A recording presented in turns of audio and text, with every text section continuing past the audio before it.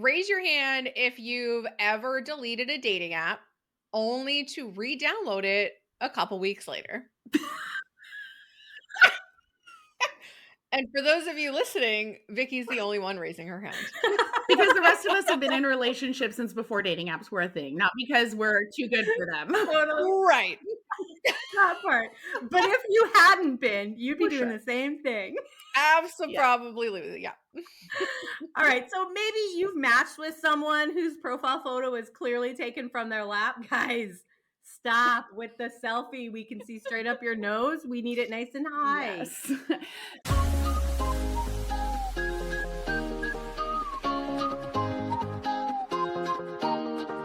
Welcome to Taboo Talks, Not Safe for Brunch, where nothing is off the table. I'm Coralie, tuning in from Vancouver. My superpower is going deep down rabbit holes and getting to the real root of things. And I'm Amber. I'm proudly blunt. I cut through the fluff and get straight to what matters. I'm Vicki, and my magic is creating real connection because intimacy starts with trust.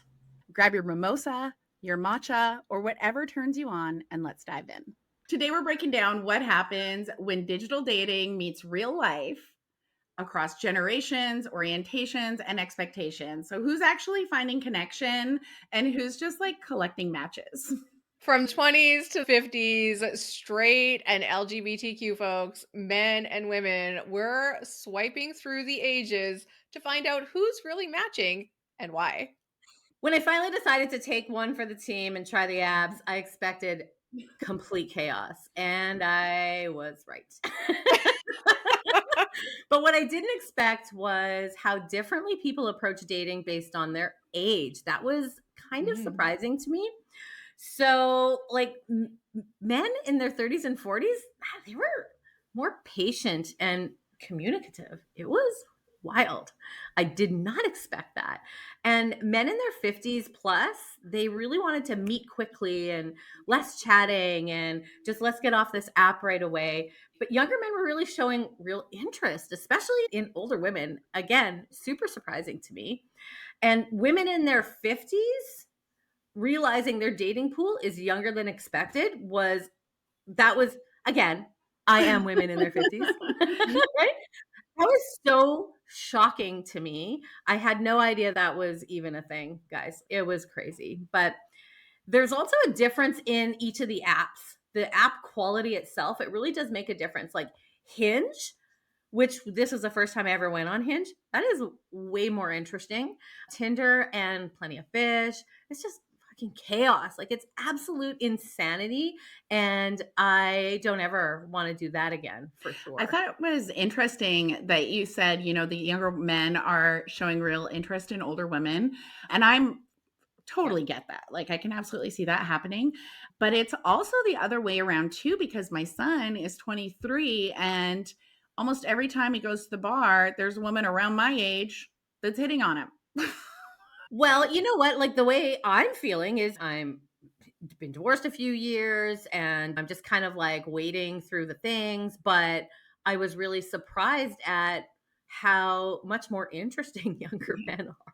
Like I'm not gonna lie, I'm kind of enjoying Yeah. myself on Well, this what I app. imagine too, like how you said that the men in their 30s and 40s are more communicative, where 50s and up, they just like kind of want to meet up really quick. And I think that's Yeah. telling of the generations because 50s and up, they're going to Yeah. be Gen X or in the boomer generation. And we know that communication isn't those generations' strong points. And I say that as a Gen Xer, so don't come for me.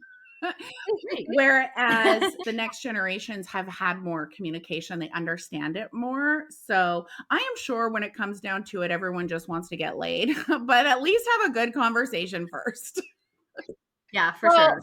but do you think maybe for in their 50s, it's not so much about the communication aspect as it is about the technology aspect, right? They Yeah. didn't grow up with it. So them wanting to quickly meet, they may be way better off communicating in person. And I don't know, you've gone on some dates. Are you seeing that where they're more communicative if you are to meet them versus like online?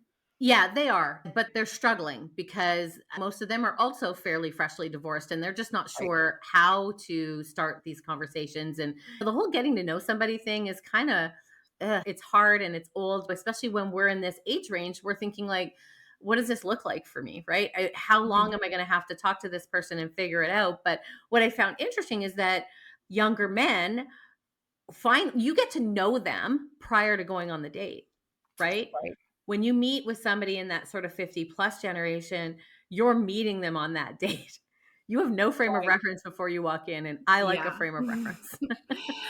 One thing I would love for you to elaborate on, because I know you talked to us a little bit about it, and because Amber and I are app dumb with this stuff. And for anyone who maybe is newly single after a very long-term relationship, who might be going into it in a situation where Amber and I would be if we were suddenly single, where we have no frame of reference for these apps and what they do. Tell us your experience with the different apps and what people can expect from you. You mentioned Tinder, Plenty of Fish, and Hinge. What's the difference? Yeah. Is it like Louis Vuitton versus Walmart? Like, I don't get it. Kinda, except for communication and what they're looking for. I found that Plenty of Fish and Tinder were more on the hookup side, which wasn't a downfall for me because I'm not necessarily out here seeking some full-time relationship, but it was more transactional, I guess. Like it was like, let's meet and let's do whatever, right? Let's meet here and let's do this thing. Whereas, yeah, like I said, I found that Hinge has been the most communicative. It's been the one where they're wanting to get to know. And you're right. I think that the end goal is getting laid. 100%. Of course it is. But they're willing to take the journey. So I do think it's a little, Tinder, Plenty of Fish is like McDonald's, and I might even head to the keg over here on Hinge. Okay, wait. What about Bumble? Have you been on that one? I have never used Bumble. I have never started there. I am not taking on another one, you guys. So while the generations are out here swiping at different speeds, what about people in completely different dating world where connection looks and feels totally different? I imagine it's a completely different experience if someone is straight versus LGBTQ, because it's almost like a different ecosystem. I know there are different queer apps out there, which I think is awesome. And from what I've heard about them is that they feel really community centered. Like, I've never heard someone describe any straight dating app that way, that it's community centered. So it almost sort of, Right. to me, feels like it's more people looking out for each other too. Kind of like in those "Are we dating the same guy" groups? So the feedback that we received from the 20-something that we interviewed that has dated in both the straight and the queer communities, she had some really good sort of experiences to share. And one of them was just that straight dating is a lot more transactional. There's more ghosting involved and it's less personal, which I thought was really, really interesting. And on some of the dating apps for the queer community, there was a lot more authenticity, mutual care, post-date friendships, communication, really speaking with one another openly and honestly and sharing what the needs were that were being met and how purposeful it was for each of them. I don't understand. Why can't the straight dating community be so connective and loving?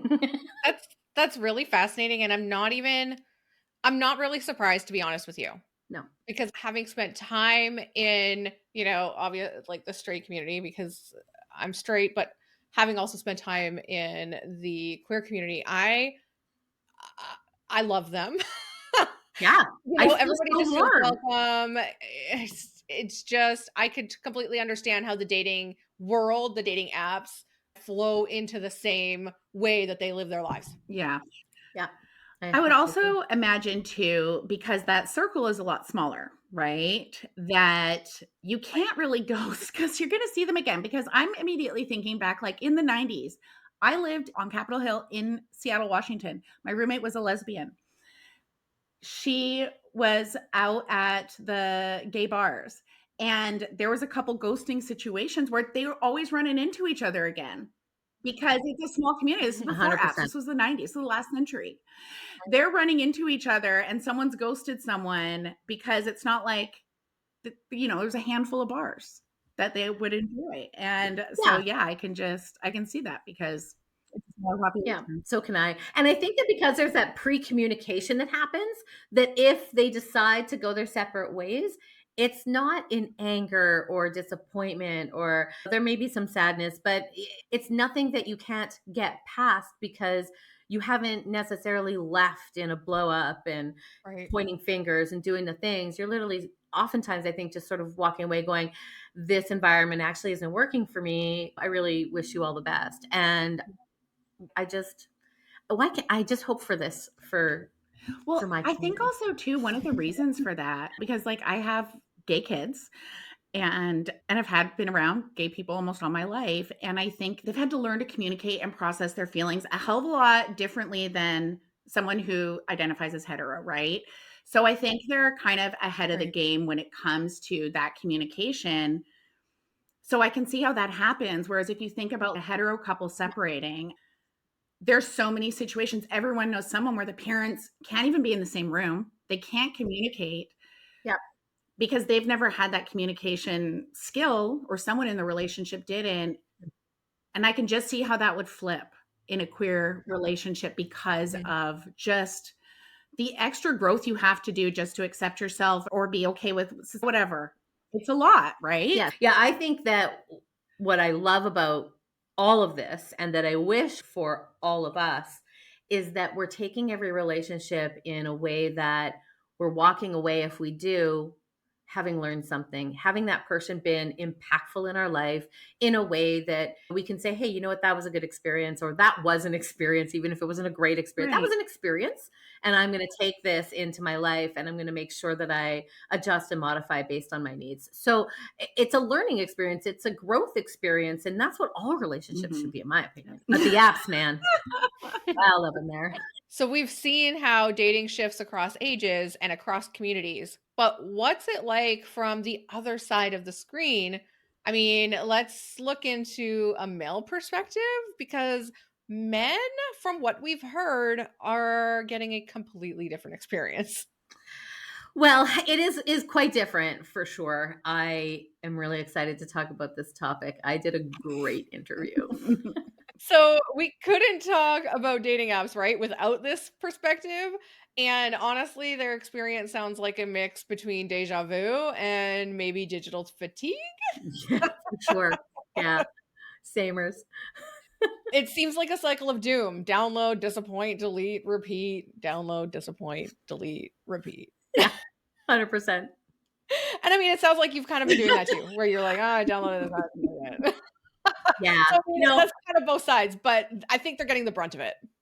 yeah, I do too. And I think that too, that especially men, they really suffer from that. We have to make the first contact. We have to create the conversation. We have to do the things. And I find that really unfortunate because I think that we we hear so much about people talking about being in their feminine and allowing men to be in their masculine and lead and da da da.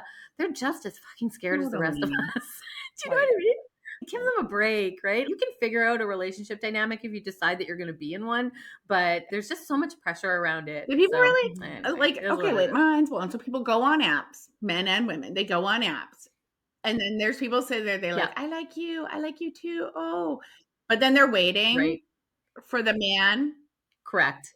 Correct.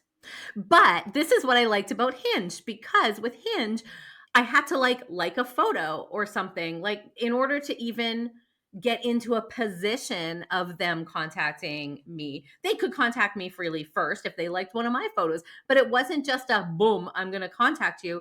It was literally a piece of communication. They had to like a photo or say something about that, or one of the statements that was made, or whatever that looked like. It started with communication right away. And I did like that. And I think it makes it easier for men because it gives them a little segue. But our friend here struggled with some segues. We'll carry on. Well, and I mean, the apps are kind of gamified, and for men, there's paywalls and some visibility pressure to upgrade, which is not Mhm. fair because for women, it's not the same.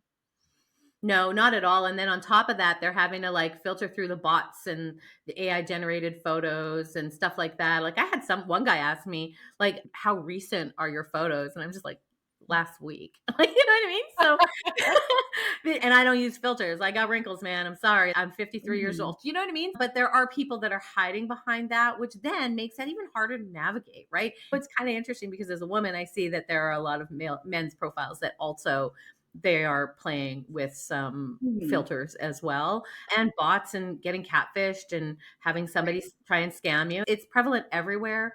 But again, because men are put in this position where they feel like they have to respond first or make the first move.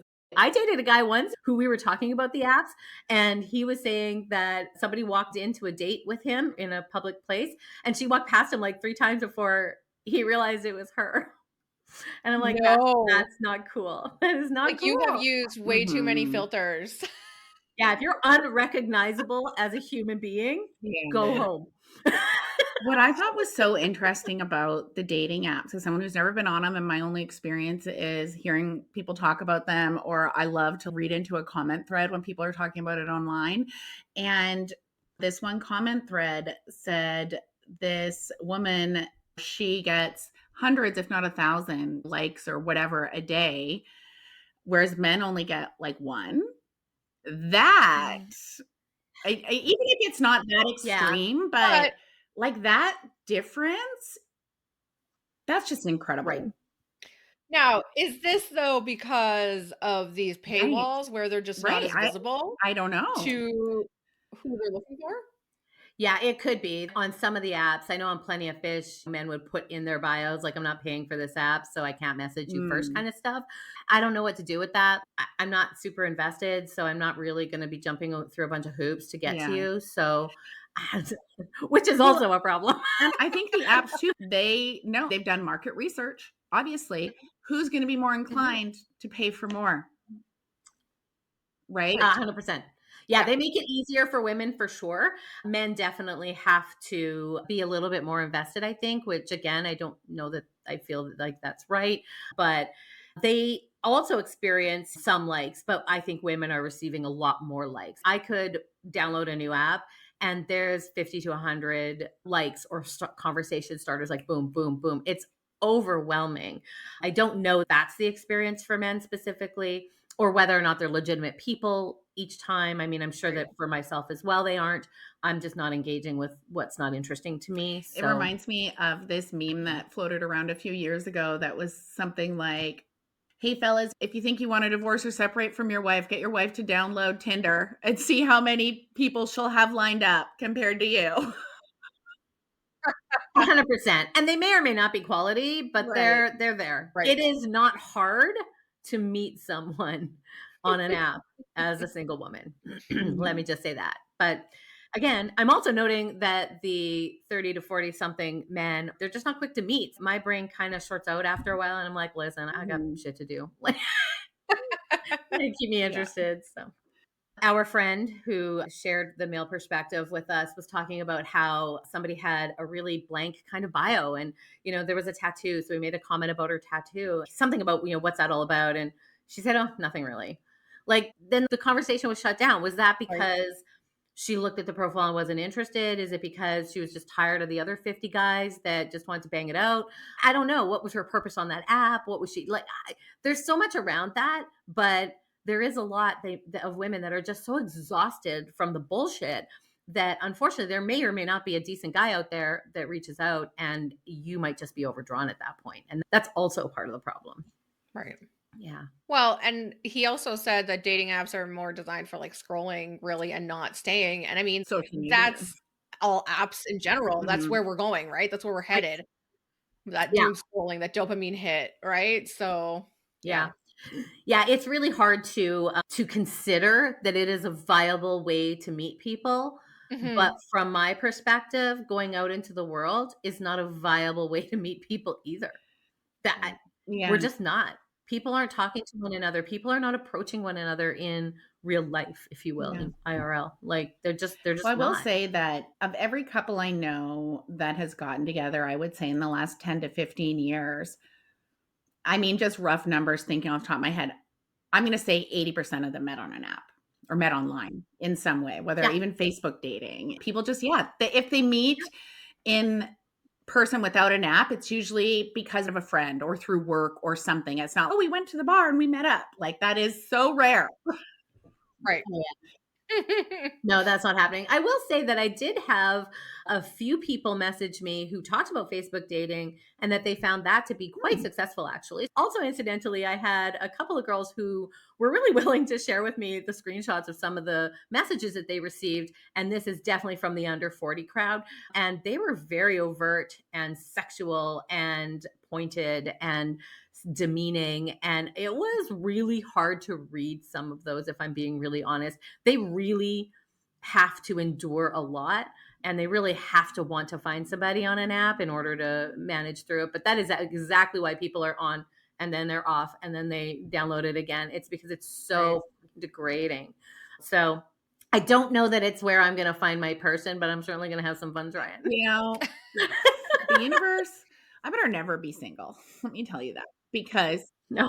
if I got messages like that were unsolicited, we were just talking, then suddenly I start talking, the screenshot, I'm finding your mother.